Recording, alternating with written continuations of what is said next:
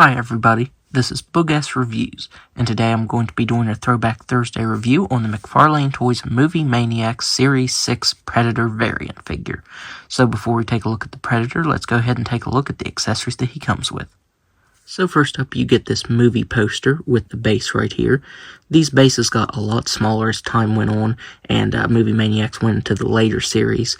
Even the pictures got really flimsy.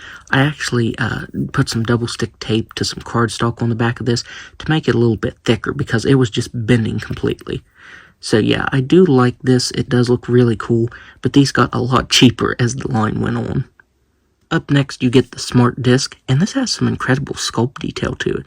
It has some really nice sculpt detail and some nice bronze paint over top of it. It looks like it's cast in a black color, and that looks really good.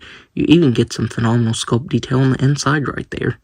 The Predator can hold this very nicely. You can't get the fingers all the way through the holes there, but he still holds it very tightly, and that is pretty cool. He also has storage for the Smart Disc right here on his right hip, and I love how McFarlane Toys integrated this. I think this works very well.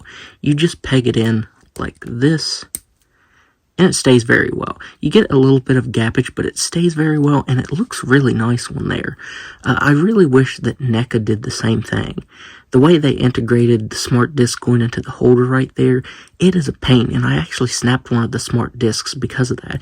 It was actually, I think it was the New York or San Diego Comic-Con Predator, the Cloaked City Hunter Predator. So that really does suck. But yeah, I really love the way McFarlane integrated this. That looks very awesome.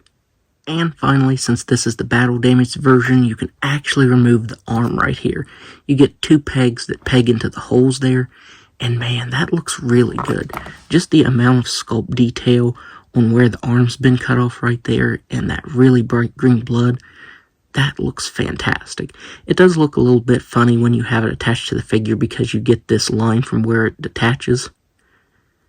But yeah, this looks really cool, and I think it's very awesome that you can remove this. There's actually a version that comes with more accessories. I think it was actually under the Alien vs. Predator line. This is a variant of the Movie Maniacs version, so that's why it has less accessories. And finally, he comes with his mask, and the mask looks really good. You get some very awesome texturing to it. That bronze paint over top of it looks really good. And I think it fits on the face very nicely. I feel like it is a little bit bulkier, that way you can actually attach it to the face, but I think it really works. I actually prefer that to the way that NECA does it with having an interchangeable head. I like that you can actually put the mask on and take it off. It's attached by these really thin rubbery wires running to the back right here, and whenever it's not in use, it kind of just dangles on his back. And that does look pretty funny. I do wish these cables weren't attached, that way it wouldn't just be hanging here on his back. But I do think it's very awesome that you can actually remove it and that it is a separate piece. So now let's go ahead and take a look at the head sculpt. For the time that this was released, this is a very incredible and detailed head sculpt.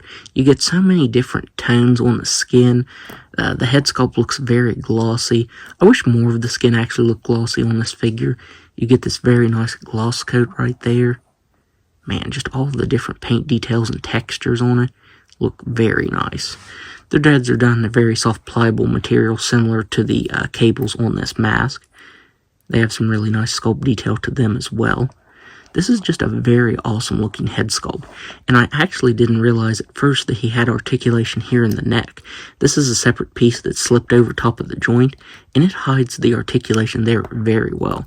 McFarlane Toys did a really awesome job at hiding that. The armor has some very awesome sculpt detail to it. The texturing looks really good. It has some subtle tones. It almost looks like oxidized with some blues right here. That looks really good. I especially love the bloody paint on this figure. All the blood on this looks very nice. You get it all over the front right there on the chest, as well as on the butterfly joint back here. That looks really good. The only part of this figure that I don't like are the shoulders. These shoulders are so noticeably different from the rest of the figure. Like, you get some really nice different tones here on the skin, and the little dots are sculpted and painted on in black. And then you just get this almost skin color right here. So yeah, that's pretty noticeable. I do wish they would have changed that. On top of having such really good paint detail on the skin, the fishnets are painted on pretty clean. I was really surprised at that. That has some really good paint detail to it.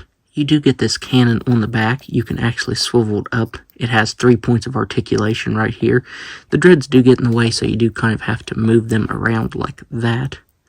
But I do think it's very awesome that it has articulation. And speaking of articulation, this is a very strange joint. This is an overlay piece over top of this joint, and he actually has an ab crunch, which wasn't really a normal thing for McFarlane toys at this time. Some figures from Spawn and even the Grid Alien did have some ab articulation right here, but that definitely wasn't the normal for them. This is actually a really nicely articulated figure for what McFarlane Toys was doing at the time. The left leg is painted and sculpted very nicely. The right leg is sculpted just as well too, but the paint could have been done better on this right side. You get some really nice wear right here on the knee pads. You can see some nice battle damage there. Some more bronze paint over top of the shin guards. And even the feet are sculpted really nicely. You get some insane texturing and paint there. And he even has sculpt to the bottoms of his feet. You can see the really cool texturing right there, and even a bit of a black wash. There's also a peg hole in the left foot in case you want to peg him onto a stand to get him to stand better. Over time, this figure has gotten loose joints, particularly in the knees, but honestly, this figure, I think it's well over, or maybe it is exactly 20 years old right now. So the fact that most of the joints are still pretty stiff, I think that's pretty good, and it's actually withstood the test of time. So now let's go ahead and go over the articulation on this.